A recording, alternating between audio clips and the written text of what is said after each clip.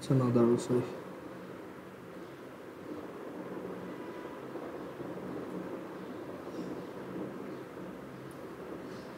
So আমরা তো trigonometry এইটা দেখছি লাস্ট দিন যে অ্যাকচুয়ালি আমরা যে কোনো অ্যাঙ্গেলের জন্য এখন সাইন কজ এগুলোর ভ্যালু বের করতে পারি রাইট যে পুরো ব্যাপারটাই হচ্ছে অ্যাকচুয়ালি একটা রোটেটিং অবজেক্ট থেকে আসছে একটা সার্কেল থেকে আসছে অ্যান্ড ওই আমরা এই যে অ্যাঙ্গেলটা নিচ্ছি এই যে এই অ্যাঙ্গেলটা এই যে এখানে যে অ্যাঙ্গেলটা দেখতে পাচ্ছ সেটাই হচ্ছে আমরা এই যে এই অ্যাক্সিসের দিকে প্লট করতেছি মানে এখানে যদি বলে দিই অ্যাঙ্গেলটা হচ্ছে আমাদের থিটা সো এটা হচ্ছে সেই টি মানে T for angle theta angle আর এটা হচ্ছে আমাদের সেই সাইন টি ওকে সো এখানে আমরা এই যে টি অ্যাক্সিসে মানে এই যে রেড লাইনটা দেখতেছো এটা যতটুক অ্যাঙ্গেল এই অ্যাঙ্গেলটা যতটুক এই অ্যাঙ্গেলটা যতটুক আমাদের এই লেন্থটাও কিন্তু ঠিক ততটুক এটা রেডিয়ানে মেজারমেন্ট করা দেখো এখানে অ্যাঙ্গেলটা কত রেডিয়ান 2.533 রাইট এই যে এইটুক এই অ্যাঙ্গেলটা হচ্ছে 2.533 রেডিয়ান আমরা যদি একটু সহজ করার জন্য এটাকে ডিগ্রিতে কনভার্ট করে ফেলি তাহলে আমাদের অ্যাকচুয়ালি বুঝতে ইজি লাগবে যে 2.533কে যদি ডিগ্রিতে কনভার্ট করি ডিগ্রিতে করলে এটা অ্যাকচুয়ালি 180/পাই দিয়ে মাল্টিপ্লাই করতে হয় 145 ডিগ্রি আর কি সো দেখো এই 145 ডিগ্রির জন্য সাইনের ভ্যালু কত ধরো তোমাকে যদি এখন জিজ্ঞেস করা হয় what is the value of sign 145 এটা কি 145 আচ্ছা একদম প্রিসাইজলি 145 এর জন্য কত সো তুমি সেটা কত অ্যান্সার বলবো এখান থেকে বলো তো what is the value of sine 45 ও 145 ডিগ্রি আর রেডিয়ানে বললে হচ্ছে সাইন 2.533 রেডিয়ান সেটার অ্যান্সারটা কত হবে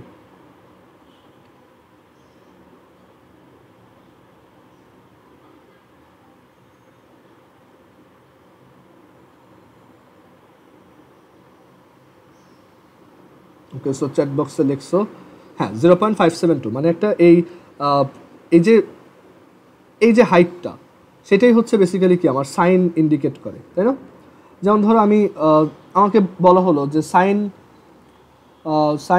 120 ডিগ্রির ভ্যালু বের করো আচ্ছা এটাকে একটু রেডিয়ানে কষ্ট করে নিয়ে যেতে হবে সো সাইন 120 ডিগ্রি মানে হচ্ছে 2π/3 রেডিয়ানে সো আমরা যদি এখানে টি এর ভ্যালু 2π/3 সেট করি 2π/3 সেট করি তাহলে দেখো এই পজিশনটা কোথায় আসছে জাইনাফ কি কিছু বলতে চাচ্ছ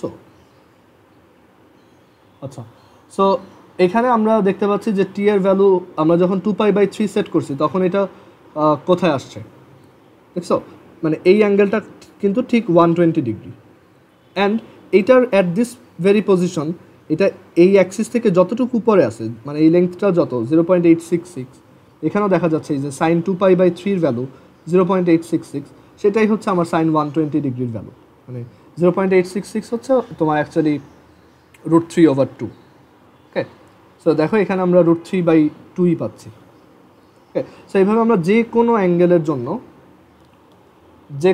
জন্য সাইন কজ এই একটা সার্কেল থেকেই বের করতে পারবো ওকে যে কোনো অ্যাঙ্গেলের জন্য আমরা এখান থেকে বের করতে পারবো মানে তুমি ওইটুক অ্যামাউন্ট এখান থেকে সামনে আগাবা এই যে এইটুক ঘুরলা যেখানে পৌঁছাইছো সেটা এখান থেকে কতটুক নিচে আছে বা উপরে আছে এখানে এটা -0.596 পজিশন আছে মানে নিচের দিকে সো এখানে ওই অ্যাঙ্গেলের জন্য এই অ্যাঙ্গেলটা কতটুক 3.78 এখানেও আমরা ওই অ্যাক্সিস বরাবর যখন 3.78-এ গেছি তখন আমরা যে গ্রাফটা যে ট্রেস করতেছি সেই গ্রাফটা কোথায় থাকবে নিচের দিকে 0.596 পজিশন ওকে তো এই পুরোটাই হচ্ছে একটা অ্যাকচুয়ালি রোটেটিং অবজেক্ট থেকেই আসছে আর এখান থেকে আমরা সাইন কজ যে কোনো কিছু ভ্যালু বের করতে পারবো মানে যে কোনো বড় অ্যাঙ্গেলের জন্য সো আমি আজকে কয়েকটা হোমওয়ার্ক দিয়ে দিব বড় অ্যাঙ্গেলের জন্য বিভিন্ন বড় অ্যাঙ্গেলের জন্য সাইন কজ ট্যান বের করা তো তোমরা এটা বের করে আমাকে দেখাবা অবশ্যই তোমার এটার হেল্প লাগবে বাট তুমি এটার হেল্প নিয়েই করবা আর কি ঠিক আছে এটাতে ওই অ্যাঙ্গেলটা সেট করবা যে ওই অ্যাঙ্গেল এটা কোন পজিশনে থাকে অ্যান্ড দেন এখানে কত আসে ঠিক আছে ওকে আর আরও একটু করে দিই যে তুমি অ্যাকচুয়ালি এখানে ওই অ্যাঙ্গেলটা সেট তো করবাই, অ্যান্ড আমাকে এই স্ক্রিনশটটা তুলে পাঠাবা। ওকে, আমি 4টা অ্যাঙ্গেলের সাইন কস ট্যান বের করতে দিব, তুমি ওই আমাকে এই স্ক্রিনশটটা পাঠাবে অ্যান্ড ওই ভ্যালুগুলো পাঠাবা, যে সাইনের ভ্যালু কত, কজের ভ্যালু কত, ট্যানের ভ্যালু কত। সো এখানে লিখে দিই কোনটা কোনটা বের করবা। তুমি সাইন 470 ডিগ্রির ভ্যালু বের করবা, কজ অফ 135 ডিগ্রি বের করবা, কজ অফ 120 ডিগ্রি বের করবা। কজের ক্ষেত্রে হচ্ছে তোমার জাস্ট এই যে নিচের লেংথটা, বুঝতে পারছো, নিচের লেংথটা যত, যেমন এইখানে এই পজিশনে কজের ভ্যালু হচ্ছে -0.556। ওকে, তুমি যেই পজিশনে থাকবা ওখানে যে নিচের যে বেসটা আছে বা অরেঞ্জ কালারের যে লাইনটা আছে সেইটা লেংথটাই হচ্ছে অ্যাকচুয়ালি কজ, আর এই ব্লু কালারের লাইনটা মানে হাইটটা হচ্ছে অ্যাকচুয়ালি তোমার সাইন। ওকে, সো তুমি এটার হেল্প নিয়ে বের করতে পারবে। সো তোমরা এই ভ্যালুগুলো বের করবা অ্যান্ড আমাকে অবশ্যই প্রত্যেকটা স্ক্রিনশট পাঠাইতে হবে। আর এখানে 4 হচ্ছে 10 315 ডিগ্রিজ। ক্যালকুলেটর ইউজ করে তো বের করা যায়, বাট আমি চাচ্ছি যে তোমরা আইডিয়াটা অ্যাকচুয়ালি ঠিক মতো বুঝছো কিনা। ওকে, ট্যানেরটা বের করার জন্য হিন্ট হচ্ছে সাইন বাই কজ, সাইন বের করবা, কজ বের করবা, দুইটার রেশিও নিবা। সেই কয়টা আমাকে অ্যান্সারগুলো পাঠাবা প্রত্যেকটার জন্য। এরকম লিঙ্কটা আমি দিয়ে দিব, তুমি এটা অ্যাডজাস্ট করতে পারবা আর কি, এভাবে টানলেই হয়, অথবা এখানে এই যে টি অ্যাডজাস্ট করতে পারবা, অ্যান্ড দেন তুমি ওইটার ভ্যালু আমাকে বের করে দেখাবা। ওকে, আর এখানে কিন্তু মনে রাখতে হবে টি হচ্ছে রেডিয়ান অ্যাঙ্গেলে, নট ডিগ্রি। তো তোমাদের জন্য আরও একটা টাস্ক হচ্ছে যে তুমি আগে অ্যাঙ্গেলগুলোকে রেডিয়ানে কনভার্ট করে নিবা। অ্যাঙ্গেলকে রেডিয়ানে কনভার্ট করার জন্য জাস্ট ওই অ্যাঙ্গেলটার সাথে একটা পাই মাল্টিপ্লাই করবা আর একটা 180 দিয়ে ডিভাইড করবা। ওকে,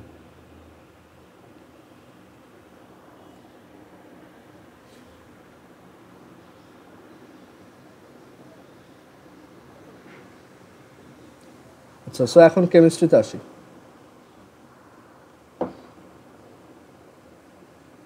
কেমিস্ট্রিতে আমাদের এই চ্যাপ্টারটার জাস্ট ছোট্ট একটা পোর্শন বাকি।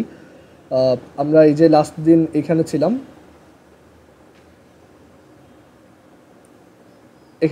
যে লাইক ডিজলভস লাইক, যে যেরকম সে ওই টাইপের কম্পাউন্ডকেই তোমার ডিজলভ করতে পারে বা দ্রবীভূত করতে পারে, বাট এক্সেপশন হচ্ছে যে ওয়াটার একটা তোমার কোভ্যালেন্ট কম্পাউন্ড হওয়া সত্ত্বেও সে একটা polar compound, and polar compound হওয়াতে দেখা যায় যে ওয়াটারের ভিতরে আমরা অন্যান্য আয়নিক কম্পাউন্ডকে ডিজলভ করতে পারি। ওকে, সো এখানে আমি একটু বই থেকেই জিনিসগুলো দেখাই। যেমন সোডিয়াম ক্লোরাইড হচ্ছে একটা ionic compound, right? Sodium chloride হচ্ছে একটা আয়নিক কম্পাউন্ড, অ্যান্ড এইটাকে আমরা কেন ওয়াটারের করতে পারি?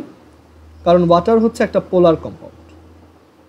ওকে, despite being a covalent compound, এটা হচ্ছে একটা পোলার যার কিনা আয়নিকের মতো কিছু ক্যারেক্টারিস্টিক্স আছে। আর সোডিয়াম ক্লোরাইডকে আমরা মিথানলের মধ্যেও তোমার করতে পারি, ডিজলভ করতে পারি। মিথানলের ফর্মুলাটা একটু মনে রাখবা, CH3OH। এটা যদিও তুমি অর্গানিক কেমিস্ট্রিতে গেলে বুঝতে পারবা যে মিথানল, ইথানল, প্রোপানল, বিউটানল সবগুলোর ফর্মুলা কীরকম, বাট এইখানে একটু মুখস্থ রাখতে হবে যে মিথানল হচ্ছে দেখতে এরকম, অ্যান্ড এই মিথানলও একটা পোলার সলভেন্ট, মানে সেও একটা কোভ্যালেন্ট কম্পাউন্ড বা সমযোজী যৌগ, কিন্তু তার ভিতর পোলারিটি দেখা যায়। আমরা লাস্ট দিন ওই পোলারিটির ব্যাপারটা ডিসকাস করছিলাম, যে পোলারিটি হচ্ছে বেসিক্যালি ইলেকট্রোনেগেটিভিটির যখন ডিফারেন্স থাকে তখন ডেল্টা নেগেটিভ আর ডেল্টা পজিটিভ চার্জ ক্রিয়েট হয়। ওকে, আচ্ছা, এরপর হচ্ছে নিচেরটা দেখো, since methane is neither ionic compound আর nor polar compound, so it doesn't get dissolved in water. Methane হচ্ছে একটা covalent compound, pure covalent compound, মানে এখানে কোনো পোলারিটি ক্রিয়েট হয় না।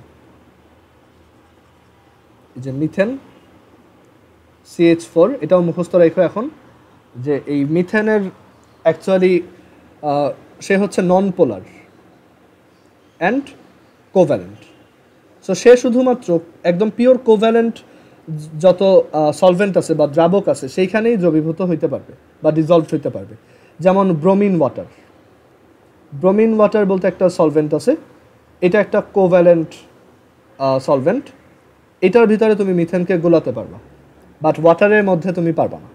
ওকে, তারপর পাইরিন আছে CCl4, এটাকে বলে পাইরিন। এটাও একটা পোলার নন পোলার সলভেন্ট বা কোভ্যালেন্ট সলভেন্ট আর কি।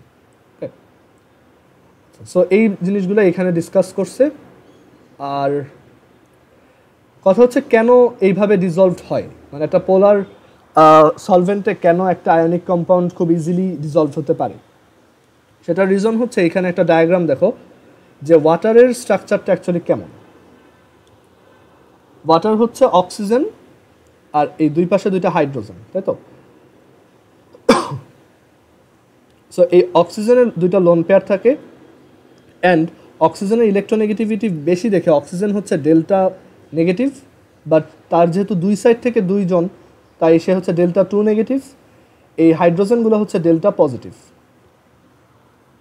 ওকে, সো এই হচ্ছে ওয়াটারের স্ট্রাকচার। ওয়াটার যদিও আয়নিক না, বাট অক্সিজেনটা কিছুটা নেগেটিভ মানে পার্শিয়াল অ্যানায়ন, আর হাইড্রোজেনগুলো হচ্ছে পার্শিয়াল ক্যাটায়ন মানে আংশিক ক্যাটায়ন। তো এখন কিভাবে ডিজলভ হয়, মানে একটা কম্পাউন্ড যখন আমি এখানে রাখবো সে কেন ডিজলভ হবে? সো তুমি যখন পানিতে এভাবে সোডিয়াম ক্লোরাইড দিবা, সোডিয়াম ক্লোরাইড আমরা জানি সে তার ইন্টারনাল স্ট্রাকচারটা হচ্ছে যে একটা সোডিয়াম প্লাস ক্যাটায়ন আর একটা ক্লোরিন মাইনাস আয়ন খুব স্ট্রং একটা বন্ড দিয়ে নিজেদের মধ্যে আটকায় আছে আর কি, মানে তাদের মধ্যে খুব স্ট্রং একটা ফোর্স কাজ করতেছে।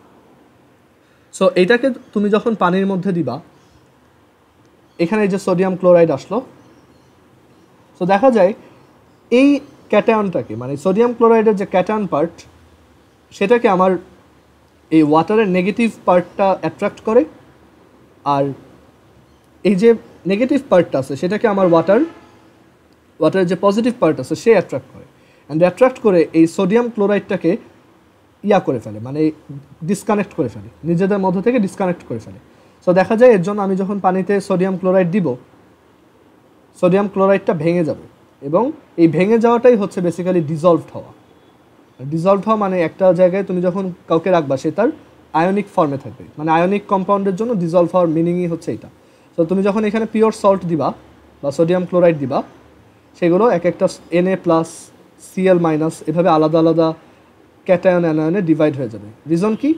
কারণ এই ওয়াটারের অক্সিজেনের যে পার্শিয়াল অ্যানায়নটা সে এই ক্যাটায়নটাকে নিজের দিকে টেনে ধরবে, আর ওয়াটারের যে পার্শিয়াল ক্যাটায়নটা আছে H+, সে এই অ্যানায়নটাকে নিজের দিকে টেনে ধরবে, অ্যান্ড দাস এইভাবে আমাদের সলিউশনে সোডিয়াম ক্লোরাইডটা ডিজলভড হবে, মানে সব জায়গায় ছড়ায় যাবে আর কি, অ্যান্ড আমরা সোজাভাবে যেটা বলি গুলে যাবে আর কি। ওকে, মানে তুমি ওইখান থেকে পিওর সল্ট পাওয়ার জন্য তোমার আবার পুরা ওয়াটারটাকে ভেপরাইজ করতে হবে। সো এখানে ওই কথাগুলাই লিখছে। আর এখানে এই যে আরও একটা পোলার মানে কোভ্যালেন্ট বাট পোলার সলভেন্টের নাম পাচ্ছ, ইথানল। সো এগুলো এখন একটু মুখস্থ রাখা টাফ লাগতে পারে, বাট পরে তুমি এটা ইজিলি লিখতে পারবা যে ইথানলের ফর্মুলা কি। আচ্ছা, এখন পোলার একটা সলভেন্টে যেমন ওয়াটারে কেন একটা পিওর কোভ্যালেন্ট কম্পাউন্ড ডিজলভ হয় না? কারণ এই CH4 এর মধ্যে অ্যাকচুয়ালি কোনো ক্যাটায়ন অ্যানায়ন নেই, সবাই হচ্ছে কোভ্যালেন্ট বন্ড দিয়ে লাগানো, তাই তো? সো যখন এখানে আসবে, এখানে এই অক্সিজেনটা কোনো ক্যাটায়ন পাবে না অ্যাট্রাক্ট করার জন্য, আবার এই হাইড্রোজেনটা কোনো অ্যানায়ন পাবে না অ্যাট্রাক্ট করার জন্য। সো এর জন্য আমরা দেখব যে এইটা এইখানে ডিজলভডই হবে না। ওকে, এটাই হচ্ছে রিজন। এবার আমরা এই যে লাস্ট প্রপার্টিতে আসি, উইচ ইজ ইলেকট্রিক্যাল কন্ডাক্টিভিটি। একজন চ্যাট বক্সে লিখছো, হ্যাঁ, কোভ্যালেন্ট কম্পাউন্ডই হচ্ছে সমযোজী যৌগ।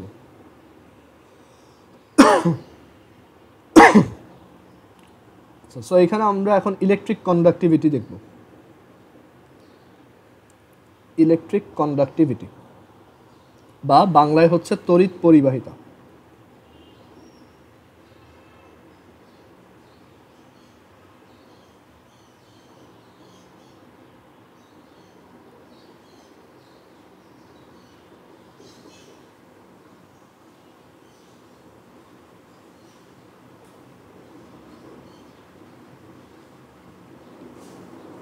ইলেকট্রিক কন্ডাক্টিভিটি হচ্ছে কোনো একটা কম্পাউন্ড তার মানে এটার যে কন্ডাক্টিভিটির পার্টটা আমরা দেখবো সেটা হচ্ছে যে কোনো একটা কম্পাউন্ড তাকে যদি ডিজলভ করা হয় বা তাকে যদি আয়নিক ফর্মে নেওয়া হয়, মানে ধরো আয়নিক ফর্মে কখন হয়, কখন আসে, যখন আমরা কাউকে পানিতে ডিজলভ করব, তাই তো? তো তখন দেখা যায় যে সে তার ক্যাটায়ন অ্যানায়নে ডিভাইডেড হয়ে যায়। সো আমরা যখন কোনো কিছুকে এরকম ডিজলভ করব তখন ওই সলিউশনটা কারেন্ট কন্ডাক্ট করতে পারে কিনা সেটাই হচ্ছে ওই কম্পাউন্ডের ইলেকট্রিক কন্ডাক্টিভিটি। ওকে, এখন ইলেকট্রিক কন্ডাক্টিভিটি অফ আমরা ফার্স্টে সোডিয়াম ক্লোরাইডেরটা দেখি। ধরো ওয়াটারের মধ্যে সোডিয়াম ক্লোরাইড দিলাম, সো আমরা জানি এটা অ্যাকচুয়ালি Na+Cl- এভাবে অনেক ক্যাটায়ন অ্যানায়নে ডিভাইডেড হয়ে যাবে।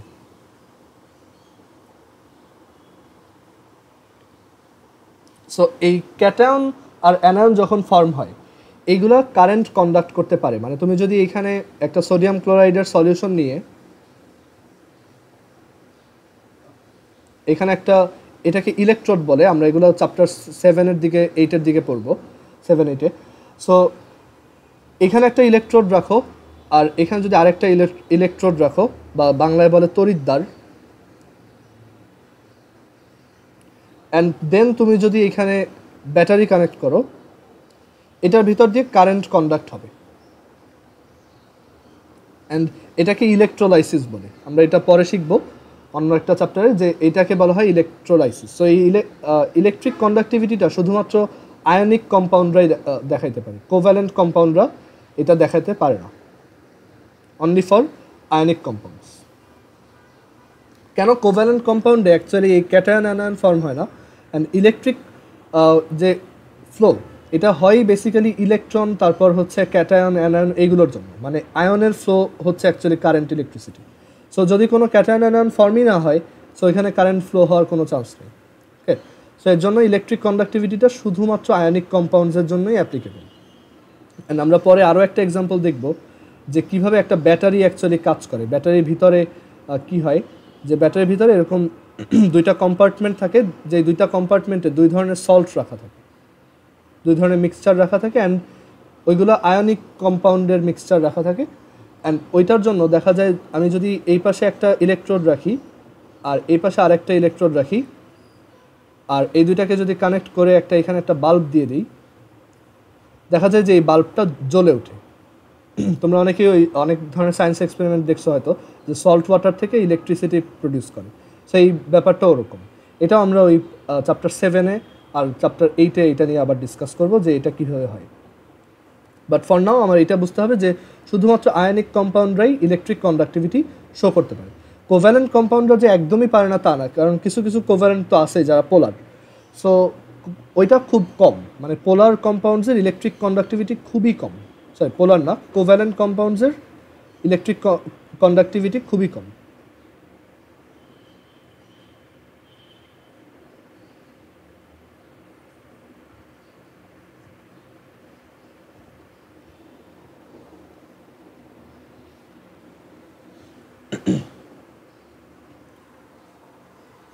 সো এখানে ওই যে ইলেকট্রোলাইসিস প্রসেসটার কথা আমি বলছি সেটাই দেখাইছে, যে সোডিয়াম ক্লোরাইডকে যখন আমরা এরকম একটা জারের ভিতরে ওয়াটারে ডিজলভ করব, অ্যান্ড দেন আমরা যদি দুইটা গ্রাফাইট রড, মানে ওই যে ইলেকট্রোডের কথা বললাম, ইলেকট্রোড, ELECTROD,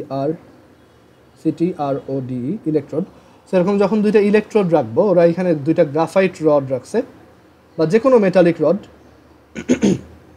আর তুমি যদি এখান থেকে বাইরে থেকে ব্যাটারি দিয়ে একটা লাইন দাও, এখানে যদি একটা বাল্ব লাগাও, দেখবা যে ওই বাল্বটা জ্বলতেছে। এগুলো যদি একটু ইলেকট্রিক কারেন্ট ফ্লোর আইডিয়া থাকা লাগে ফিজিক্স থেকে, বাট আমরা ফর নাও এইটুকু বুঝতেছি যে এখানে অ্যাকচুয়ালি একটা সার্কিট ফিল আপ হচ্ছে, তাই না? এখানে একটা সার্কিট ক্রিয়েট করা আছে, সেই সার্কিটটা এখানে ফিল আপ হয়ে যাচ্ছে। এটা ফিল আপ হচ্ছে কেন? কারণ এখানে আমরা আয়নিক কম্পাউন্ড রাখছি যারা ওই ইলেকট্রিক ফ্লোটাকে হেল্প করে। বাট কোভ্যালেন্ট কম্পাউন্ডের ক্ষেত্রে ওইটা দেখা যায় না। এখানে ওই কথাগুলোই লিখছে যে ionic compounds in solution with water are electricity conductive while covalent compounds are not. তুমি যদি এখানে সুগার দাও বা ধরো অন্য যে কোভ্যালেন্ট কম্পাউন্ড আছে মিথেন, সেগুলো দিলে এখানে আর কন্ডাক্টিভিটিটা থাকবে না, মানে এই বাল্বটা তখন আর জ্বলবে না। কেন? এখানে ওই যে রিজনটা বলছে যে ইলেকট্রিক কন্ডাক্টিভিটিটা আলটিমেটলি হচ্ছে পজিটিভ আর নেগেটিভ আয়নের ফ্লো। ওকে, সো সল্ট ওয়াটার সলিউশনে Na+ও থাকে Cl- থাকে, দ্যাটস ওয়াই তারা ইলেকট্রিসিটি কন্ডাক্ট করে। ওকে, আর কোভ্যালেন্ট কম্পাউন্ডস তো ওয়াটারে ডিজলভডই হয় না, মানে তাদের কোনো ক্যাটায়ন অ্যানায়ন ফর্ম হয় না, দ্যাটস ওয়াই তাদের এখানে আমাদের কোনো ধরনের ইলেকট্রিক ফ্লো আমরা দেখতে পাই না।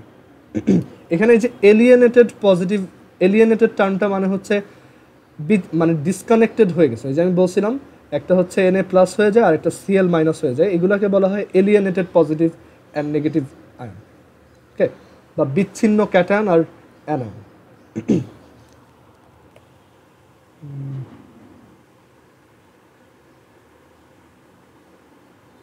একটু দাঁড়াও।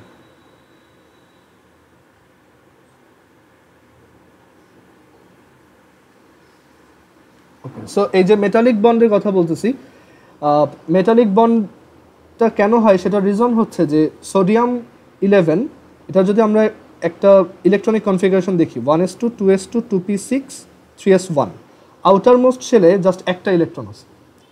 এই ইলেকট্রনটার জন্য এই সোডিয়ামের অ্যাট্রাকশন খুবই কম। মানে আমরা যদি তার স্ট্রাকচারটা দেখি, এই হচ্ছে সোডিয়ামের নিউক্লিয়াস, দেন এইখানে 2টা, এখানে 8টা,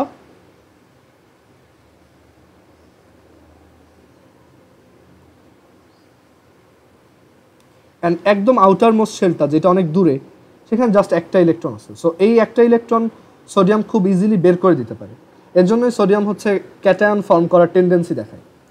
সো যখন এই সেম ঘটনাটাই হয় মেটালিক বন্ডেও, যখন মেটালিক বন্ডে অনেকগুলো এরকম ধরো এগুলো এক একটা হচ্ছে সোডিয়াম, অনেকগুলো সোডিয়াম একসাথে থাকে, তখন এই সোডিয়ামগুলোও খুব ইজিলি তাদের যে আউটার মোস্ট শেলের ইলেকট্রনটা আছে তাকে বের করে দেয়, আর তারা তখন এক একটা প্লাস মানে সোডিয়াম প্লাস ক্যাটায়নে ফর্ম হয়, মানে এক একটা সোডিয়াম প্লাস ক্যাটায়ন হিসেবে থাকে।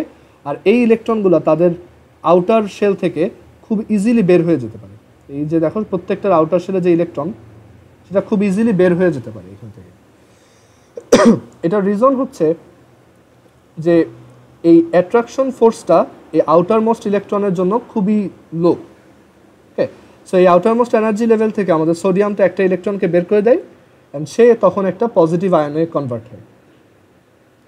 সো এই যে পজিটিভ আয়নের একটা স্ট্রাকচার দেখতে পাচ্ছ, যে এখানে অনেকগুলো পজিটিভ আয়ন এভাবে পাশাপাশি আছে, আর তারা কিভাবে একটার সাথে আরেকটা লেগে আছে, তারা তো একজন আরেকজনকে রিপেল করার কথা, তাই না? সো এটার রিজন হচ্ছে যে ইন্টারমলিকুলার অ্যাট্রাকটিভ ফোর্স, বা যেটাকে আমরা মেটালিক বন্ড বলি।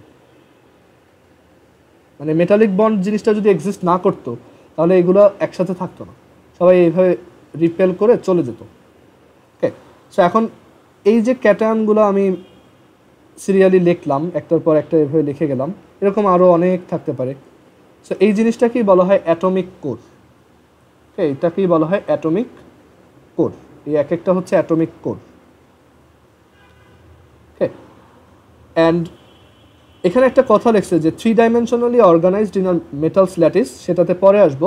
বাট আমাদের এখানে এই যে ইলেকট্রনটা বের হয়ে যাচ্ছে, সো এই বের হয়ে সে কোথায় যাবে, আমরা যদি এটাকে এখানে একটু ভিজুয়ালাইজ করার ট্রাই করি, যে এরকম একটা মেটালিক শিট, ধরো সোডিয়ামের মেটালিক শিট, সো এই হচ্ছে তার অ্যাটমিক কোরগুলো, যেগুলো এখানে ফিক্সড। আর তার যে ডিলোকালাইজড ইলেকট্রন, মানে তার অ্যাটমিক কোর থেকে যে ইলেকট্রনটা বের হয়ে আসছে, সেগুলোকে আমরা বলি ডিলোকালাইজড ইলেকট্রন বা ফ্রি ইলেকট্রন। সো এখানে এই সব ইলেকট্রনগুলো একসাথে বের হয়ে একটা হিউজ একটা মানে এখানে হিউজ অ্যামাউন্ট ইলেকট্রন প্রডিউস হয়, মানে মাঝখানে এখানে অনেক ইলেকট্রন থাকে, এটাকে বলা হয় ইলেকট্রনের একটা ওশেনের মতো। মানে এরকম একটা মেটালিক স্ট্রাকচারে বা মেটালিক বন্ড যখন থাকে কোথাও, সেখানে দেখা যায় অনেক ইলেকট্রন থাকে। সো আমরা যখন একটা মেটালকে মানে কোনো একটা ভোল্টেজ সোর্সের সাথে কানেক্ট করি, মানে ব্যাটারির সাথে কানেক্ট করি এভাবে, তখন দেখা যায় এই যে ফ্রি ইলেকট্রনগুলো আছে, এইগুলো এইদিকে দৌড় দেয়, এই যে এইদিকে মুভ করা স্টার্ট করে, অ্যান্ড এই ইলেকট্রনের ফ্লোটাই হচ্ছে অ্যাকচুয়ালি কারেন্ট। মানে এইভাবেই কারেন্ট ফ্লো ক্রিয়েট হয়। অ্যান্ড যখন ফিজিক্স পড়বা তখন দেখবা যে ইলেকট্রন যেদিকে ফ্লো হয়, কারেন্ট হচ্ছে তার উল্টা দিকে ফ্লো হয়। মানে যদিও ইলেকট্রিক ফ্লোটাই কারেন্ট ফ্লো, বাট ইলেকট্রন যেই দিকে ফ্লো হয়, কারেন্ট ফ্লোটা তার উল্টা দিকে ধরা হয়। আমরা এগুলো ফিজিক্সে দেখব। বাট এখানে আমি রিজনটা এক্সপ্লেন করলাম কেন যে কোনো মেটাল ইলেকট্রিসিটি কন্ডাক্ট করতে পারে। আর এখানে আরও বড় কোশ্চেন হচ্ছে কেন ইলেকট্রনটা দৌড় দিল, সেগুলোর অ্যান্সার আমরা ফিজিক্সে দেখব। বাট এটাই হচ্ছে রিজন যে কেন মেটালরা ইলেকট্রিসিটি কন্ডাক্ট করতে পারে, বিকজ তাদেরকে যখন এভাবে রাখা হয় তাদের এখানে অ্যাকচুয়ালি অনেক ডিলোকালাইজড ফ্রি ইলেকট্রন থাকে। ফ্রি মানে হচ্ছে ওরা এখানে আর ঘুরতেছে না, ওরা এখন বের হয়ে আসছে এখানে, মানে ওরা ওই অ্যাটম থেকে ডিটাচড। সো যখন এরকম অনেক ইলেকট্রন থাকবে এগুলো সবাই এখানে ফ্লো হতে থাকবে অ্যান্ড আমাদের ইলেকট্রিসিটি, আমরা ইলেকট্রিক ফ্লো দেখতে পারবো বা কারেন্ট ফ্লো দেখতে পারবো। বাট এগুলো আমরা ডিটেল অ্যান্সারটা ফিজিক্সে দেখবো যে কেন ইলেকট্রনটা এদিকে দৌড় দিল। ওকে, আচ্ছা, সো এ হচ্ছে মেটালিক বন্ডের ব্যাপারে আইডিয়া।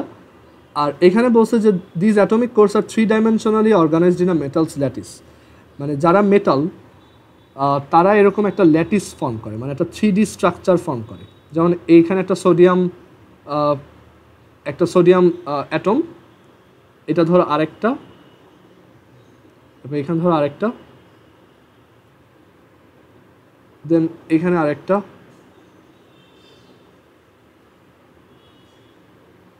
আরেকটা,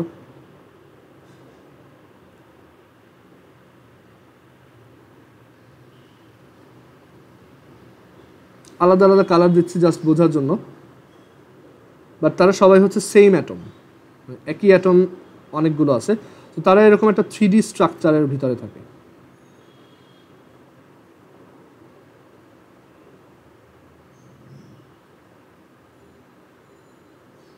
আচ্ছা, এখানে এক কাজ করি, এটা একটু মুছে দাও, আমি এটাকে এভাবে রাখি।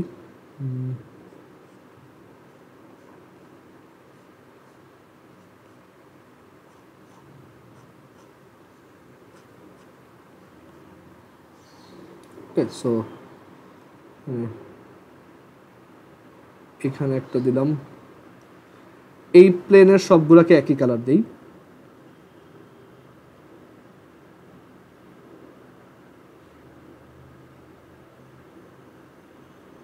তারপর এই প্লেনের সবগুলোকে একই কালার দিলাম।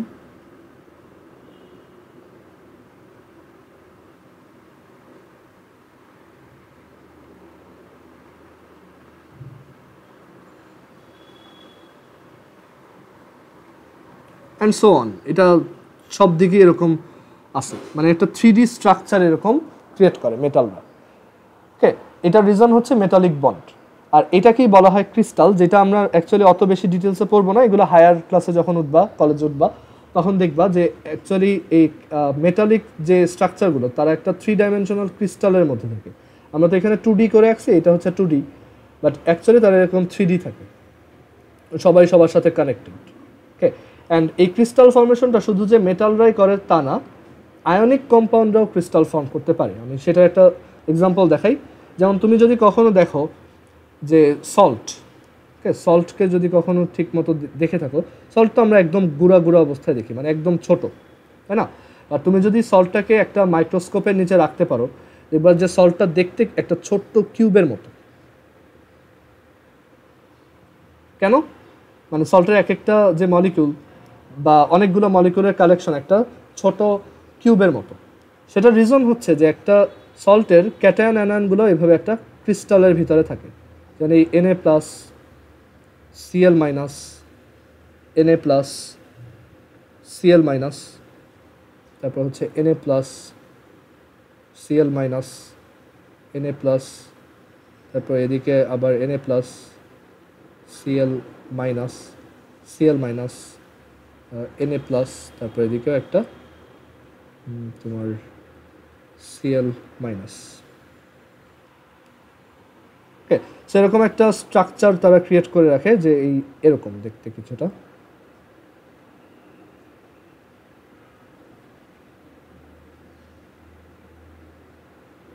আচ্ছা, এখানে এই সোডিয়ামটা দেওয়ার দরকার নেই, ঝামেলা হবে, আমরা ক্লোরিন দেব।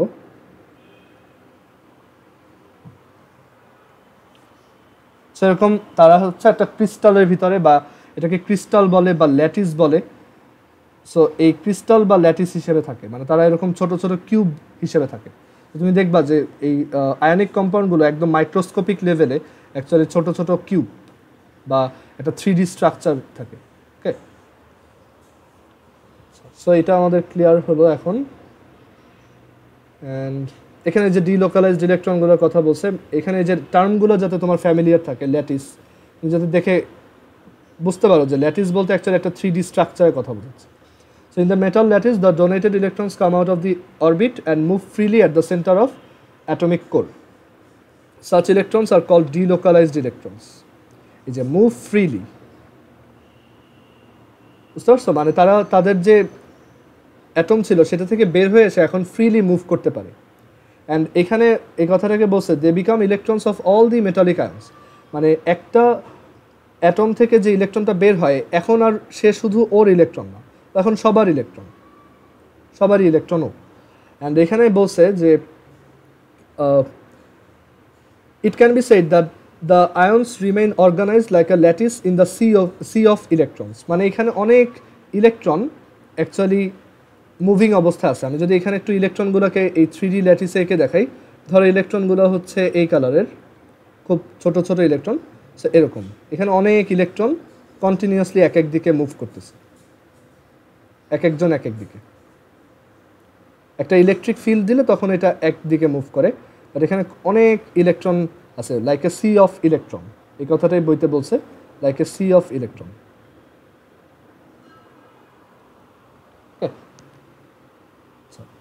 So এখানে বলছে when a delocalized electron is situated amidst two metallic ions, both the ions are attracted toward the electron with electrostatic force. এগুলো ফিজিক্সে আমরা পড়বো যে অ্যাকচুয়ালি ইলেকট্রোস্ট্যাটিক ফোর্স হচ্ছে স্ট্যাটিক ইলেকট্রিসিটির একটা পোর্শন, যে একটা পজিটিভ আয়ন একটা নেগেটিভ আয়নকে অ্যাট্রাক্ট করে। অ্যান্ড এর জন্য দুইটা আয়ন হচ্ছে কানেক্টেড থাকে, যেটা হচ্ছে আমার basic feature of metallic bond. Okay, মানে এখানে ওরা এই মেটালিক বন্ডের জিনিসটা কীভাবে এক্সপ্লেন করছে যে এই ইলেকট্রনগুলো তো অ্যাকচুয়ালি সবার, রাইট? সো এই ইলেকট্রনটাকে আমার এই ক্যাটায়নটাও অ্যাট্রাক্ট করতেছে, আবার এইটাও অ্যাট্রাক্ট করতেছে। সো এই অ্যাট্রাকশন, এই যে মিউচুয়াল যে অ্যাট্রাকশনটা, এটার জন্যই দেখা যায় সবাই একটা কম্প্যাক্ট এরকম একটা স্ট্রাকচারের ভিতর থাকে, মানে সবাইকে অ্যাট্রাক্ট করে। ওকে, সো এটাই হচ্ছে আমাদের basic feature of metallic bond. And এই ডিলোকালাইজড ইলেকট্রনরাই কন্ডাক্টিভিটি অফ হিটের জন্য রেসপন্সিবল অ্যান্ড ইলেকট্রিসিটির জন্য। ইলেকট্রিসিটিটা তো আমি এখানে এক্সপ্লেন করেই দিছি যে কীভাবে ইলেকট্রিক ফ্লোটা হয়, আর হিটের ব্যাপারটা এইখানে আমরা ডিসকাস করব না, এটা অ্যাকচুয়ালি অনেক কিছু লাগবে ডিসকাস করার জন্য। সো এটা আমরা এখন আপাতত জাস্ট মাথায় রাখবো যে ওই ডিলোকালাইজড ইলেকট্রনগুলোই আলটিমেটলি হিট কন্ডাক্টিভিটির জন্য রেসপন্সিবল। অ্যান্ড ওদের জন্য এই মেটালরা ফ্লেক্সিবল হয়, ব্রাইট হয়, চার্জ রেজিস্ট্যান্স হয়, মানে মেটালের যত ফিচার আছে সেগুলো আসেই হচ্ছে ডিলোকালাইজড ইলেকট্রনের জন্য। মানে একটা মেটাল এর জন্যই মেটাল যে তার ডিলোকালাইজড ইলেকট্রন থাকে একটা মেটালিক কোরের ভিতরে। সো এখানে ওই যে ওরা ইলেকট্রো কন্ডাক্টিভিটি অফ মেটালস দেখাইছে, যেটা আমি তোমাদেরকে ওইখানে দেখাইছি, এইখানে যে ডায়াগ্রামটা এটাই ওরা একটু ডিফারেন্ট ওয়েতে দেখাইছে এটা, যে এখানে অনেক অ্যাটমিক কোর আছে আর প্রত্যেকটার এই যে ফ্রি ইলেকট্রন, যখন এখানে একটা ইলেকট্রিক ফিল্ড অ্যাপ্লাই করা হয়, ইলেকট্রিক ফিল্ডটার ডিরেকশন হচ্ছে এই দিকে। ইলেকট্রিক ফিল্ড কি আমরা এটা ফিজিক্সে শিখবো চ্যাপ্টার 9-এ। সো যখন একটা ইলেকট্রিক ফিল্ড এদিকে অ্যাপ্লাই করা হয়, ইলেকট্রিক ফিল্ডটাকে তুমি এভাবে চিন্তা করতে পারো যে ব্যাটারির পজিটিভ সাইড এই পাশে কানেক্ট করতেছো আর ব্যাটারির নেগেটিভ সাইড এই পাশে কানেক্ট করতেছো, তখন দেখা যায় যে ইলেকট্রনগুলা এদিক থেকে এদিকে ফ্লো হয়। আমরা এই ডিরেকশনগুলোও কীভাবে বের করব, লজিক কী, সব পরবর্তীতে বুঝতে পারবো। সো এই ডিলোকালাইজড ইলেকট্রনগুলো আলটিমেটলি এই মেটালের যে ইলেকট্রিক কন্ডাক্টিভিটি সেটার জন্য রেসপন্সিবল। হ্যাঁ, বলছে the delocalised electrons in the metal lattice are the career of electricity in them, মানে ইলেকট্রিক ফ্লোটা হয়ই হচ্ছে কারেন্টের এই ইলেকট্রনের জন্য। মানে এই যে আমাদের চারপাশে যে আমরা কারেন্ট দেখতেছি এগুলো সবই হচ্ছে ইলেকট্রনের ফ্লো। ওকে, আচ্ছা, অ্যান্ড ওইটাকেই বলা হয় ক্যারিয়ার অফ ইলেকট্রিসিটি, মানে ইলেকট্রন হচ্ছে ক্যারিয়ার অফ ইলেকট্রিসিটি। ক্যারিয়ার মানে হচ্ছে যেইটার মাধ্যমে কারেন্টটা ফ্লো হচ্ছে, এটা হচ্ছে কার জন্য? ইলেকট্রনের জন্য। সো এটা হচ্ছে ক্যারিয়ার অফ ইলেকট্রিসিটি। বাট এটা হচ্ছে কন্ডাক্টরের জন্য। আমরা যখন সেমি কন্ডাক্টর পড়বো ফিজিক্সে একটা চ্যাপ্টারে, তখন দেখবো যে ইলেকট্রন আসলে ওইখানে আর তোমার চার্জ ক্যারিয়ার আর থাকে না। সেখানে প্রোটন হচ্ছে চার্জ ক্যারিয়ার হিসেবে থাকে, ওটা আমরা শিখবো পরে। এখানে আমি যেই জিনিসটা আগে এক্সপ্লেন করছি সেটাই ওরা বোঝায় বলছে, সো একটু পড়ে নিবা। আর এই হচ্ছে হিট কন্ডাক্টিভিটি। এখানে খুব বেসিক একটা আইডিয়া দিছে, যদি এটা অনেক বড় একটা টপিক। এখানে লিখছে যে when you heat an end of a piece of metal on fire, ধরো তুমি একটা স্টিলের স্কেলকে এরকম আগুনের সামনে ধরলা, বা একটা চামচ সেটাকে গরম কিছুর সাথে করলা, গরম কিছুতে ধরলা, দেখবা যে চামচটাও গরম হয়ে গেছে, বা এই স্টিলের স্কেলটাও গরম হয়ে গেছে। এটার রিজন হচ্ছে, আমি যদি একটু বেসিক আইডিয়া দিই, যে যখন একটা মেটালিক কোনো কিছুতে, মেটালিক একটা স্ট্রাকচারে হিট দেওয়া হয়, সো হিট মানে হচ্ছে কি এনার্জি সাপ্লাই করা, রাইট? সো এখানে ইলেকট্রনগুলো আগে ছিল, তারা এক এক দিকে মুভমেন্টে ছিল, বাট যখন তুমি হিট দিবা, হিট মানে হচ্ছে এনার্জি সাপ্লাই দেওয়া, আর এনার্জি মানে হচ্ছে ওদেরকে কাইনেটিক এনার্জি দেওয়া, রাইট? সো এই ইলেকট্রনগুলোর কাইনেটিক এনার্জিগুলো কি অনেক বেড়ে যাবে, মানে ইকের অ্যামাউন্টটা অনেক বেড়ে যাবে। এর জন্য এই ইলেকট্রনগুলো খুব হাই ভেলোসিটিতে এখন ফ্লো হওয়া স্টার্ট করবে। ওকে, শুধু ফ্লো না, মানে তারা নিজেদের মধ্যে কোলাইড করা স্টার্ট করবে। মানে এখানে সব ইলেকট্রনগুলো তো এক এক দিকে মুভমেন্ট করতেছিল, রাইট? তুমি যদি এখানে সাডেনলি অনেক এনার্জি দাও বা হিট দাও, দেখা যাবে যে ইলেকট্রনগুলো এনার্জি এত বেড়ে যাবে, তারা এক একজন এক এক দিকে র্যান্ডমলি যেতে থাকবে খালি, অ্যান্ড তাদের মধ্যে অনেক কলিশন বা সংঘর্ষ হবে।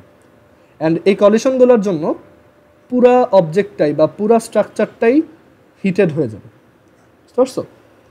সো এখানে অ্যাকচুয়ালি আরও অনেকগুলো ফ্যাক্টর কাজ করতেছে। সো এখানে ওই কথাটাই বলছে যে যখন হিট অ্যাপ্লাই করা হয়, ইলেকট্রন এনার্জি রিসিভ করে অ্যান্ড তাদের ভেলোসিটি ইনক্রিজ হয়।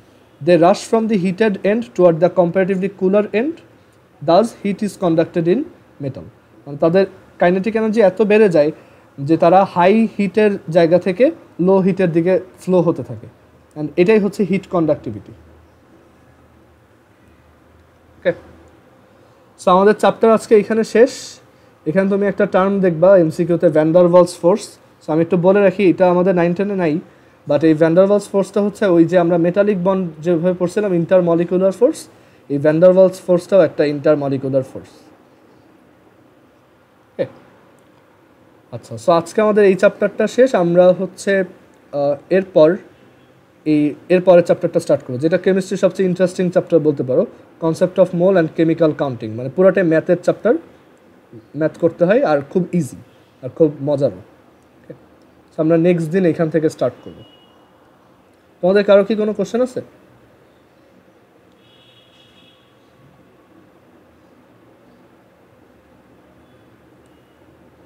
ওকে, সো তাহলে আমরা নেক্সট দিন এখান থেকে স্টার্ট করি। আজকে আর স্টার্ট করতেছি না, কারণ এটাতে কিছু মানে এটা স্টার্ট করলে বেশ টাইম লাগবে। সো আমরা একবারে নেক্সট দিন থেকেই দেখি। আজকে তাহলে এই পর্যন্তই রাখি।